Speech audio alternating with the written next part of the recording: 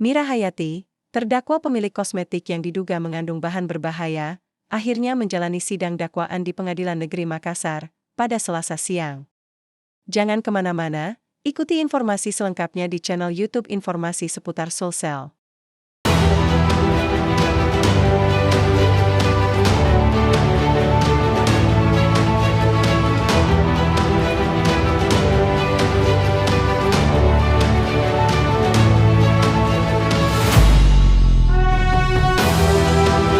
Mira Hayati, terdakwa pemilik kosmetik yang diduga mengandung bahan berbahaya, akhirnya menjalani sidang dakwaan di Pengadilan Negeri Makassar pada Selasa siang.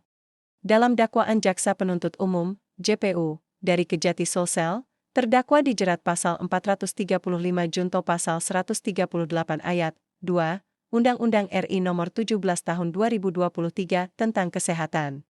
Atas dakwaan JPU tersebut, terdakwa diancam pidana penjara paling lama 12 tahun atau denda paling banyak 5 miliar rupiah. Usai persidangan, terdakwa terlihat keluar dari ruang sidang dengan langkah tertatih-tatih sambil dipapah oleh pengawal tahanan kejaksaan. Terdakwa kemudian didorong menggunakan kursi roda meninggalkan PN Makassar. Dalam persidangan, penasihat hukum mengajukan permohonan pengalihan tahanan terhadap terdakwa. Kami mengajukan permohonan pengalihan tahanan rumah atau tahanan kota, yang mana itu kan hak dari terdakwa ya, diatur di dalam undang-undang.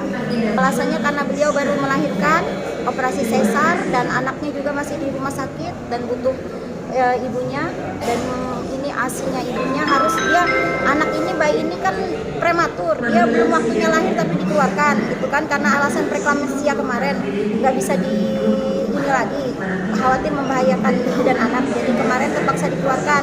Nah sekarang bayinya masih di rumah sakit dan masih kuning gitu.